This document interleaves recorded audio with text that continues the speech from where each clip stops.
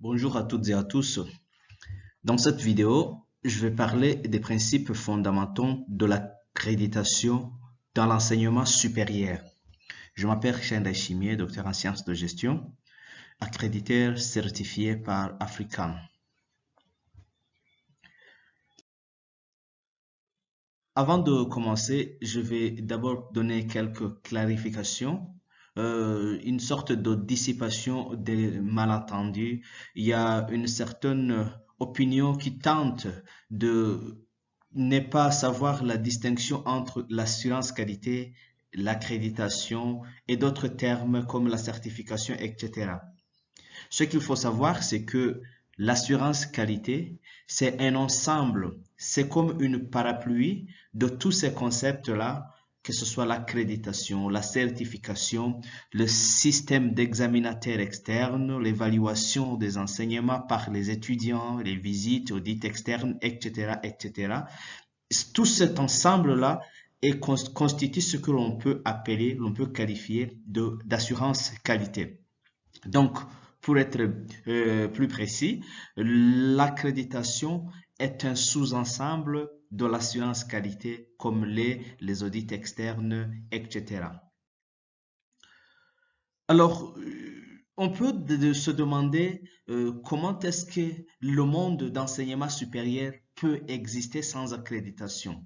Ce serait un véritable danger car il y aurait que la médiocrité qui serait en marche, il y aurait des diplômés de moins en moins de bonne qualité, il n'y aurait pas une qualité de l'enseignement, il n'y aurait pas de contrôle, il y aurait un faible niveau de financement lié exactement à cette faible qualité de la production scientifique, il y aurait une perte ou bien même une diminution de la confiance de la société dans les établissements d'enseignement supérieur.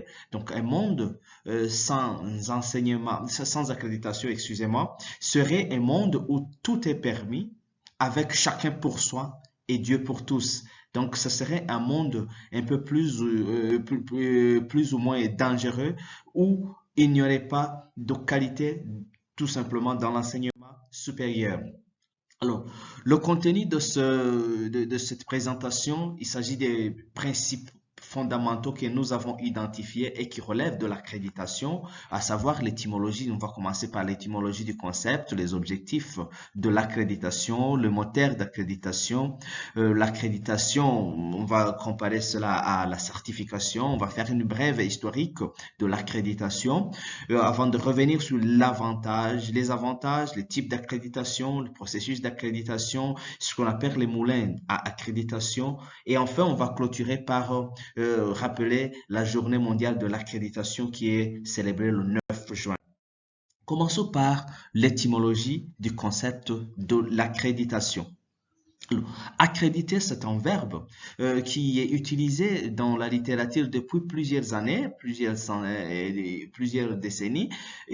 C'est en 1610, plus précisément, quand on a commencé à l'utiliser et ce verbe désignait le fait de se porter garant, de faire crédit, du verbe accréditer, qui est plus anciennement de accréditer, auquel on a ajouté a, et ça veut dire créditer quelqu'un avec une somme de crédit et tout simplement. Et c'est un verbe qui a faussement été latinisé en français, car le mot était rare en anglais dans ce sens premier. Et ce sens premier est devenu maintenant un sens courant qui veut dire conférer du crédit ou de l'autorité à quelqu'un ou à quelque chose. Voilà étymologiquement le concept d'accréditation et nous tirons des travaux de Bukola en 2021. Et avec ce même auteur, excusez-moi, on peut définir l'accréditation comme étant un processus par lequel une institution ou un programme particulier est soumis à l'examen d'un organisme ou d'une institution qui est compétente afin d'établir si l'institution ou le programme en question répond ou non à un ensemble particulier de normes. Ça, c'est vraiment la définition que je vous suggère et la définition de ce que c'est l'accréditation. C'est ce processus-là qui tend à vérifier vraiment si un organisme répond à un ensemble particulier de normes. Quels sont les objectifs fondamentaux de l'accréditation? Nous en avons identifié quelques-uns, ce n'est pas exhaustif, mais les plus importants sont d'abord assurer la qualité de l'établissement d'enseignement supérieur ou du programme. Vraiment, l'objectif primordial de l'accréditation est lié à la qualité soit de l'institution d'enseignement supérieur ou bien du programme. Deuxièmement, il s'agit d'aider à améliorer que ce soit le fonctionnement, l'organisation des activités de l'établissement d'enseignement supérieur ou même le programme ou les programmes qui sont délivrés dans ces institutions d'enseignement supérieur. Il s'agit, troisièmement, de protéger les intérêts de plusieurs partenaires, à commencer par les étudiants, leurs parents, les institutions académiques elles-mêmes, les employeurs potentiels, en s'assurant surtout que le programme ou les programmes éducatifs qui sont offerts par ces institutions d'enseignement supérieur ont atteint un niveau qui satisfait ou dépasse les normes qui ont été élaborées par les experts du domaine. Voilà en quelque sorte les quelques objectifs qui montrent à quoi vise l'accréditation. Alors, quels sont les moteurs, quels sont les inducteurs de l'accréditation dans l'enseignement supérieur? Il s'agit de, je dirais pour définir les inducteurs, ce sont des aspects ou des phénomènes qui poussent les établissements d'enseignement supérieur vers l'accréditation. Premièrement, il s'agit de la pression publique sur la nécessité de séparer les institutions et les programmes bidons de ceux qui sont en règle. Séparer le bon gré de l'ivraie, ça c'est tiré de la Bible. Il s'agit tout simplement de séparer les mauvais programmes, les mauvaises institutions d'enseignement supérieur des bons de ceux qui sont en règle. Ça, c'est vraiment cette pression publique qui fait qu'il y ait l'accréditation dans l'enseignement supérieur.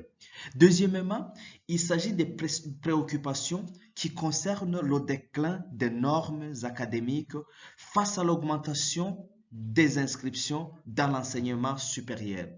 Ici, je pourrais dire que la plupart des établissements d'enseignement supérieur connaissent un nombre croissant des inscriptions des étudiants en provenance des cycles inférieurs. Et là, les établissements sont de plus en plus préoccupés à améliorer leur qualité, la qualité des enseignements, pour pouvoir bénéficier du crédit même des différentes parties prenantes. Et il y a aussi cette préoccupation qui est liée au fait que certaines universités on considère leurs activités comme du business. Et là, les parties prenantes sont toujours préoccupées à ce qu'il y ait l'accréditation pour pouvoir donner crédibilité à leurs institutions. Le troisième moteur concerne les principales parties prenantes, notamment les entreprises, les organismes professionnels et les employeurs qui perdent confiance dans la capacité des universités à s'autoréguler sous couvert d'autonomie institutionnelle. Ici, je dirais tout simplement que certaines universités se cachent derrière leur autonomie institutionnelle pour faire du n'importe quoi, pour ne pas se mettre en règle. Et là, il y a les principales parties prenantes qui pressent pour qu'il y ait la qualité, que ce soit la qualité dans l'enseignement, bien sûr, mais aussi la qualité des diplômés. En quatrième lieu, il y a le moteur qui est lié à la baisse croissante du budget gouvernemental qui est alloué au financement de l'enseignement supérieur et cela exerce une pression sur les universités pour qu'elles soient de plus en plus efficaces dans la production de diplômés de bonne qualité. Ça, c'est vraiment des enjeux des établissements d'enseignement supérieur concernant l'accréditation. Il y a en cinquième lieu l'autre inducteur qui est lié à la société qui exige de plus en plus des têtes bien formées, des candidats bien formés par les universités. Et donc, les universités doivent rendre des comptes et savoir optimiser les ressources qu'elles injectent dans leurs activités. Ça, c'est très important comme enjeu dans l'accréditation. Enfin, nous avons le phénomène de la compétitivité qui est de plus en plus croissante dans l'environnement de l'enseignement supérieur et cela est stimulé par le phénomène de classement des universités, le ranking. Si une université veut bien être classée, elle doit se mettre en règle et pour cela, elle doit enclencher le processus d'accréditation, que ce soit l'accréditation de l'institution même et l'accréditation de ses programmes de formation. Voilà les quelques moteurs de l'accréditation. Voilà les quelques pressions qui font que les établissements d'enseignement supérieur font recours à l'accréditation. Alors, en parlant de l'accréditation, il faut savoir bien la distinguer de la certification. Ici, je vais donner quelques notions de base globale qui peuvent vous aider à définir, à différencier la certification de l'accréditation. Puisque l'accréditation et la certification sont complémentaires et qu'elles procèdent de la même méthodologie, en utilisant même, en s'étant utilisé de manière interchangeable, il faut faire la part des choses parce que ces deux concepts, ces deux processus n'ont pas les mêmes objectifs ni la même finalité, d'où l'importance de les distinguer.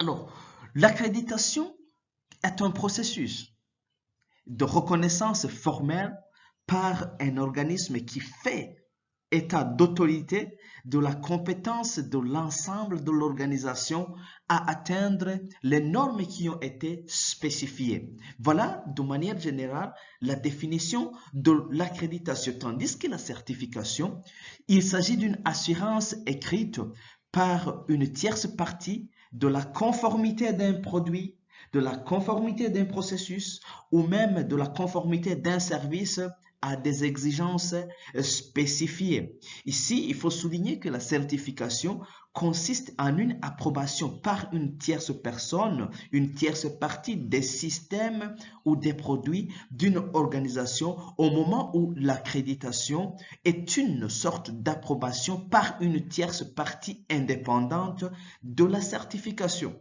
Il faut bien comprendre que l'accréditation est un processus généralement considéré comme un niveau de reconnaissance plus élevé que la certification. Et ici, la certification, quant à elle, est généralement associée à ce que l'on appelle la norme ISO 9001, qui est une norme internationale et qui est reconnue pour des systèmes de gestion de la qualité. Voilà en quelques mots la différence qu'il y a entre l'accréditation et la certification, tout en sachant que ces deux termes n'ont pas les mêmes objectifs ni la même finalité. Je dirais en passant que il est courant que les organismes de certification détiennent une certaine forme d'accréditation pour attester de leurs compétences dans le domaine de la certification. Cette phrase-là résume cette différence entre l'accréditation et la certification. Quelle est la brève historique de l'accréditation? Par là de l'historique de l'accréditation, je ne vais pas m'y attarder. Tout simplement, il faut savoir que les États-Unis ont la plus ancienne tradition d'accréditation et cela remonte des années 1800. Ça, c'est vraiment l'origine même de l'accréditation. Depuis la création de certaines universités, par exemple l'Université de l'État de New York, en tant que première agence d'accréditation, et on est passé vers les années 1915 et 1935 avec une approche de qualité, plus qualitative et moins quantitative de l'accréditation, avec des évolutions en 1948 de la forme d'accréditation par liste qui a été abandonnée. Et au cours du 20e siècle, il y a l'accréditation qui est aux États-Unis, qui a connu aux États-Unis une série d'évolutions, de contrôles, etc., etc. Et c'est vers les années 1980 qu'en Europe, les établissements d'enseignement supérieur ont commencé à faire de l'accréditation. Quant à l'Afrique, l'émergence des agences nationales de qualité sont apparues un peu plus tôt, en 1960, et cela marque le début de l'accréditation formelle, que ce soit au niveau des programmes et des institutions. Ce que je peux dire en passant sur cette brève historique, c'est que le Nigeria et le CAMES qui est le Conseil africain et malgache de l'enseignement supérieur, il y a le Kenya et l'Afrique du Sud, ont été vraiment les premiers qui ont commencé le processus d'accréditation des institutions et des programmes. Voilà un tableau bien brossé tiré des travaux de Saliou en 2021 qui montre comment les agences d'accréditation, les agences d'assurance qualité sont apparues en Afrique. On voit à la tête le Nigeria qui a la plus ancienne agence d'accréditation. Ensuite, il y a le CAMES, etc. Je vous laisse le soin de voir ces différentes agences et on voit que le processus a évolué dans différents pays africains et pour l'importance qui a été accordée dans le processus d'accréditation. Parlons maintenant des types d'accréditation. Il y en a deux.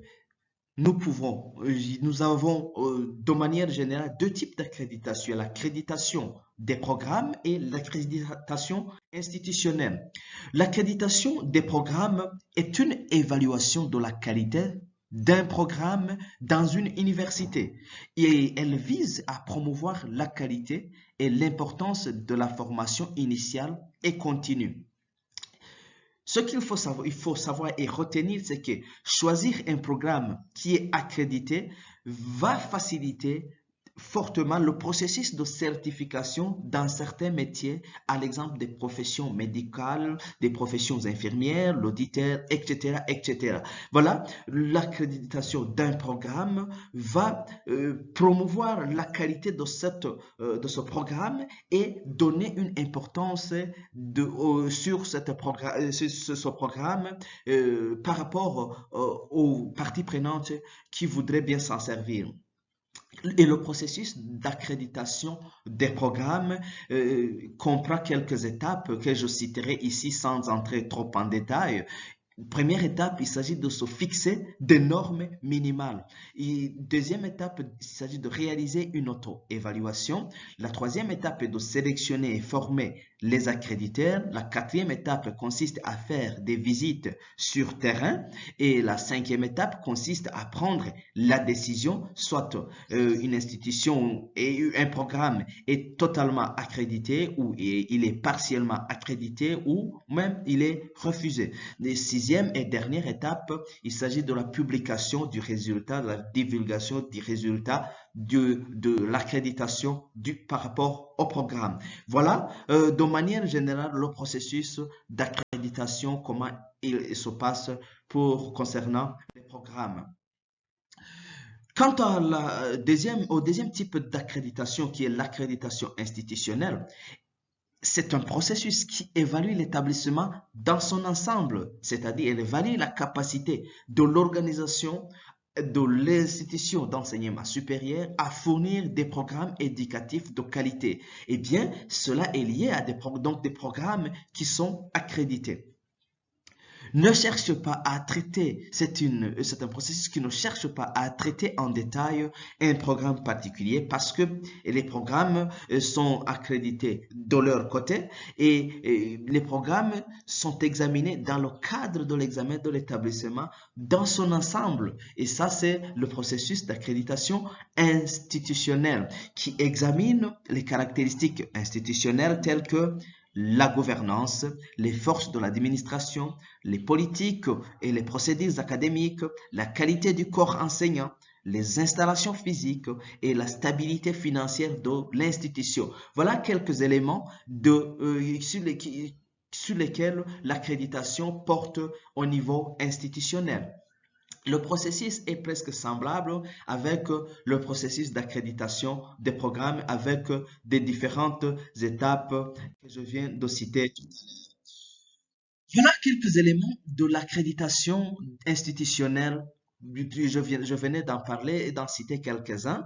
Il s'agit de la gouvernance et de l'administration, la stabilité financière, l'admission et les services étudiants, les ressources institutionnelles, l'apprentissage des étudiants, l'efficacité institutionnelle, les relations avec les parties prenantes, internes ou externes, etc. Ça, ce sont des éléments qui concernent vraiment l'accréditation institutionnelle. Parlons maintenant du cycle et des cycles de spectre de l'accréditation. Il faut savoir que l'accréditation des programmes a une période donnée. Normalement, généralement, c'est quand un programme est accrédité, il est accrédité pour une durée de 5 ans. Et donc, après les 5 ans, il faut renouveler le processus d'accréditation pour voir si le programme répond toujours aux normes données. Concernant l'accréditation institutionnelle, les plus longues, généralement c'est 10 ans. Et ce processus, après ces 10 ans, le processus d'accréditation doit reprendre concernant l'institution donnée. Quels sont alors les avantages de l'accréditation institutionnelle? J'en ai identifié 4 principaux avantages. La liste n'est pas exhaustive, mais ce qu'il faut savoir, c'est que l'accréditation institutionnelle améliore la qualité, l'accréditation stimule l'efficacité, l'accréditation promeut la responsabilité et l'accréditation améliore le financement du propriétaire ou le financement de l'institution. Voilà les principaux avantages de l'accréditation institutionnelle. Qu'est-ce que c'est que les moulins à accréditation? Ça, j'attire l'attention de tous ceux qui me suivent. C'est que il existe des organisations qui prétendent accorder une accréditation à des établissements d'enseignement supérieur sans disposer d'une autorité gouvernementale ou d'une reconnaissance de la part du milieu universitaire traditionnel pour fonctionner en tant qu'accréditeur.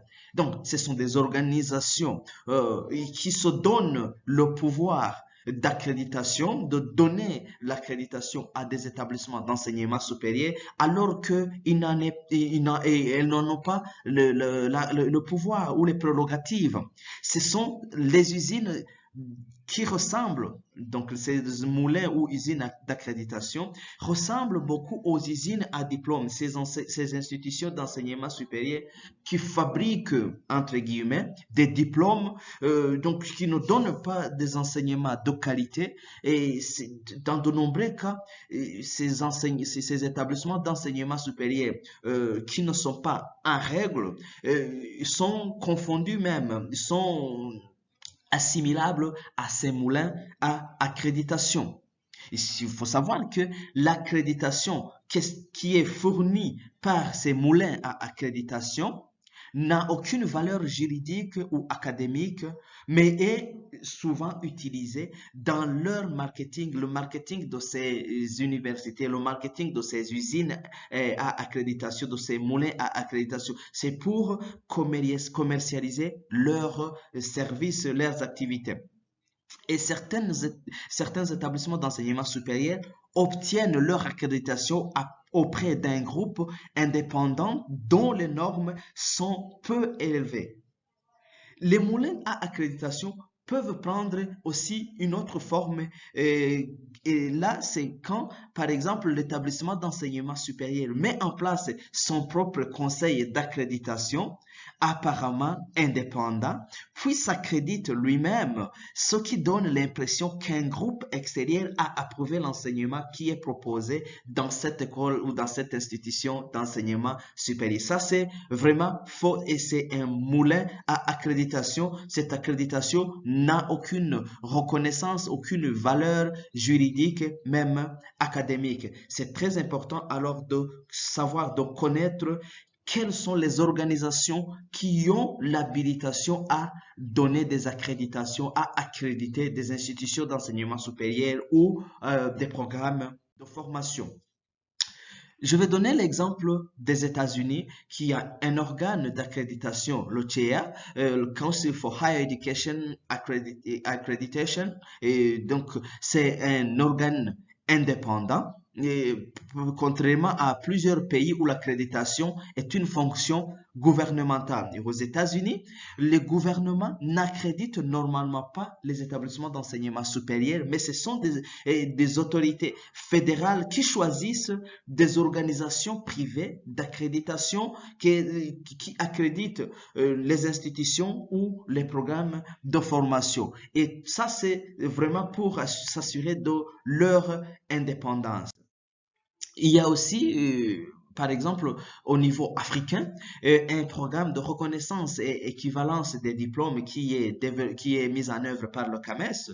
Et ce programme-là est vraiment conçu pour les processus d'assurance qualité au niveau des établissements d'enseignement supérieur des pays membres du CAMES. Et le CAMES, c'est vraiment un leader dans ces pays pour les questions d'accréditation et c'est souvent dans les pays francophones. Avant de terminer ma présentation, je vais vous parler de la Journée mondiale de l'accréditation qui est généralement célébrée le 9 juin de chaque année et c'est une journée qui a été instituée et qui est reconnue mondialement avec une initiative mondiale visant à promouvoir la valeur de l'accréditation. Et en 2021, le thème qui a été développé était l'accréditation, soutenir la mise en œuvre des objectifs de développement durable. Et cette journée a d'abord été célébrée pour la première fois en 2008 et maintenant, à partir de cette année-là, cette journée est célébrée et vise à mieux faire passer le message de la valeur et des avantages de l'accréditation et de ses activités connexes telles que la certification. Voilà de manière générale les principes fondamentaux de l'accréditation et ce qu'il faut savoir comme principe de base en rapport avec l'accréditation. C'est ça le résumé de ce que je viens de présenter. Et je vous remercie de votre attention.